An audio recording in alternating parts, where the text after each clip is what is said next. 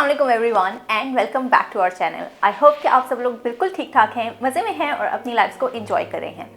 Well, one of the most important and difficult decisions in the process of Canadian immigration is where to land. Well, for most people, Toronto जो है वो एक obvious choice होती है, but it shouldn't be in your case. Canada एक बहुत बड़ा मुल्क है, नो डाउट, बट अगर आपको किसी छोटी सी सिटी में भी एक जगह से दूसरी जगह रिलोकेट करके अपनी लाइफ जीरो से स्टार्ट करनी पड़े तो the process is really difficult. अपनी लाइफ को कहीं भी रीस्टार्ट करना जहाँ पर एक तरफ बहुत स्केरी और डिफिकल्ट हो सकता है, वहीं पे on the flip side you can view it as a second chance to your life and make a plan to make it worth it.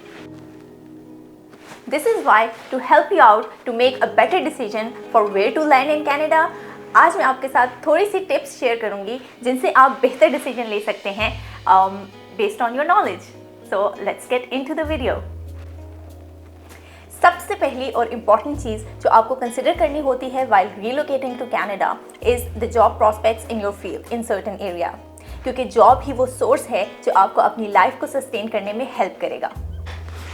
सो अगर आप एक ऐसी सिटी में लैंड कर रहे हैं जहां आपकी जॉब के प्रॉस्पेक्ट्स नहीं हैं, कम हैं, या होने के बावजूद आपको जॉब मिलने के चांसेस कम हैं, तो you need to reconsider your choices. Now one obvious question that arises here is that कैसे पता चलेगा कि कौन सी सिटी में या कहां पर जॉब प्रॉस्पेक्ट्स हैं, and that is one of the main questions I get asked in my DMs and on my videos. So let's discuss it. The solution is very easy, but it requires a bit of your time. So अब आपको करना ये है to make a list of all the job titles that you think you'll be applying for or you are eligible for. और फिर हम उन job titles का historical data उठा के देखेंगे, which might sound scary, but it's not. Let me tell you how. We will go with LinkedIn and client services jobs in various cities of Canada as an example. तो अब हम करेंगे ये कि LinkedIn पे जाके क्लाइंट सर्विसेज से related job titles को सर्च करेंगे for the past week, past month, past 3 months, 6 months, जितना पीछे जा सकते हैं उतना पीछे हम जाएंगे। We look for different cities and see कि how many jobs appear in the searches. This will give you an idea कि आपकी फील्ड से रिलेटेड किस सिटी में कितनी जॉब्स ऑन एवरेज आ रही हैं, and we will repeat the same process for all the entries in your list. For example, client services की jobs के लिए I can look up the titles like client representative, client service analyst, service representative, IT analyst, system administrator, system coordinator and so on. इन सारे titles को search करने से हमें ये insight मिलेगी कि हम जिन रोल्स के लिए अवेलेबल हैं उसकी कितनी जॉब्स के लिए हम अप्लाई कर सकते हैं। Now one thing to note here is that Toronto is a big city with multiple job prospects. So no doubt जब आप cities के हवाले से जॉब सर्च करेंगे तो आपको टोरंटो का डेटा जो है वो हायर मिलेगा, but the number of applicants will be higher as well. So you need to consider this thing as well.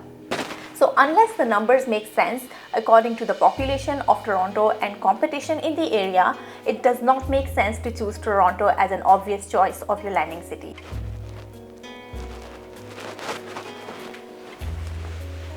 So, अब हमने जॉब प्रॉस्पेक्ट्स देख के सिटीज तो नैरो डाउन कर ली, but it is definitely not enough to consider. The next major factor that you need to consider, especially as a newcomer, is your living expenses. Canada के different provinces में और different cities में आपके living expenses बहुत ज़्यादा very करते हैं, और आपके लिविंग एक्सपेंसेस में सबसे बड़ा खर्चा आपके रेंटल का खर्चा होता है, इसलिए आपको ये डिसीजन बहुत वाइजली लेना होता है। Toronto is a big city with a lot of job opportunities, but at the same time, it is a lot expensive too. So, as a newcomer, आपके लिए यहाँ पर expenses manage करना थोड़ा मुश्किल हो सकता है, especially in the long run. God forbid, आपको काफ़ी महीनों के लिए जॉब नहीं मिलती यहाँ आके, तो टोरंटो में आपकी सेविंग्स बहुत जल्दी डिप्लीट हो जाएंगी compare to a city like Calgary, जहाँ पे आपके लिविंग एक्सपेंसेस ऑलमोस्ट हाफ हो जाते हैं। So make sure to do some research on the living expenses of the different cities that you have shortlisted based on your job perspectives. As a comparison, we were paying $12.50 for a 1,000 square feet apartment back in Calgary. But for the same size apartment with the same amenities included, we are paying $24.50 in GTA, which is a very good deal. Otherwise इस size के apartments की prices 2700 से start होती हैं। Rentals के अलावा अगर बाकी एक्सपेंसेस की बात करें तो अल्बर्टा का GST 5% है, जबकि ओंटारियो में वही 13% है। सो ओवरऑल आपके एक्सपेंसेस में 8% का डिफरेंस आ जाता है। अब ये इतना ज़्यादा नहीं लगता, बट ओवर टाइम जब आप इसको कैलकुलेट करते हैं तो आपके एक्सपेंडिचर पे बहुत ज़्यादा फ़र्क पड़ता है। ओके जनाब, तो ये तो थे दो बहुत इंपॉर्टेंट एस्पेक्ट्स। अब बहुत सारे लोगों के लिए अपनी कम्युनिटी होना बहुत ज़्यादा इंपॉर्टेंट होता है, and I get it. It gives you a sense of belonging and you feel comparatively comfortable being surrounded by like minded people. तो उसके लिए आप ये कर सकते हैं कि ज्वाइन द फेसबुक ग्रुप्स, लोगों से कम्युनिकेट करें, उनसे क्वेश्चंस पूछें, स्पेसिफिकली उन लोगों से जो काफ़ी अरसे से कनाडा में रह रहे हैं। They will be able to tell you about the neighbourhoods या सिटीज़ जिनमें मुस्लिम या देसी कम्युनिटी ज़्यादा है। For example, GTA में Mississauga is famous for its large Muslim community, Brampton is famous for its देसी community, और कैलगरी में नॉर्थ ईस्ट का एरिया ऐसा है जहाँ पर बहुत सारी देसी कम्युनिटी यानी कि पाकिस्तानीज़ और इंडियंस आपको मिल जाएंगे। और ये इन्फॉर्मेशन आपको वही लोग दे सकते हैं जो इन सिटीज़ में या इन एरियाज़ में रह रहे हैं या जो सिटी को अच्छे तरीके से जानते हैं। अब इसका एक एडेड बेनिफिट ये भी होता है कि आपको अपनी कंट्री की या अपनी मर्ज़ी की चीज़ें मिलना लोकल मार्केट में बहुत आसान हो जाता है। फॉर एग्जांपल, कैलगरी में नॉर्थ ईस्ट के एरिया में आपको हलाल ग्रोसरीज मिलना और हलाल रेस्टोरेंट्स मिलना बहुत ईजी है compare to the rest of the city. इसी तरह कैलगरी में कुछ नेबरहुड्स ऐसे हैं जहाँ पर चाइनीज़ पॉपुलेशन बहुत ज़्यादा है। रिजल्टेंटली वहाँ पर चाइनीज़ रेस्टोरेंट्स भी हैं and there is a Chinese supermarket in the vicinity as well. So इससे क्या होता है कि आपकी transition from your own country to a new country becomes a bit easier. Now let's talk about the least important factor but important factor nonetheless, that is your personal preference. Yes, this is important. आपको decide करना है कि आपको किस तरह की life पसंद है। Are you a big city, hustling bustling streets, big social circle and a lot of entertainment kind of a person?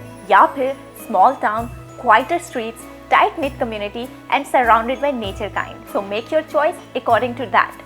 But keep in mind that all comes with a cost. In a small city, शायद आपको अपने जैसे लोग कम मिलें, लोग शायद कम inviting हो, and so do the other things. For example, international या हलाल फूड ऑप्शंस या फिर ग्रोसरी आइटम्स मिलना भी थोड़ा मुश्किल हो सकता है। But on the flip side, the rental prices will be more affordable, you might have a big backyard, the city will be less populated and resultantly cleaner. So you have to decide what holds more importance to you. In the end, I would just like to add कि आप जो भी जगह decide करेंगे, it will not be the last place on earth. आपकी choices still open हैं. You can always change cities, move provinces, given good life prospects. So while this is a crucial decision, it is not a permanent one.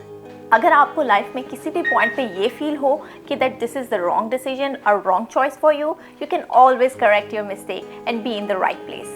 Having said that, I wish you all the best with your decisions and your immigration processes. अल्लाह आप सबके लिए बहुत आसानी करे। इसके साथ मुझे दीजिए इजाज़त, आपसे मिलूंगी इंशाल्लाह नेक्स्ट वीडियो में। तब तक के लिए आप अपना ख्याल रखें, हमें दुआ में याद रखें। अल्लाह हाफिज़।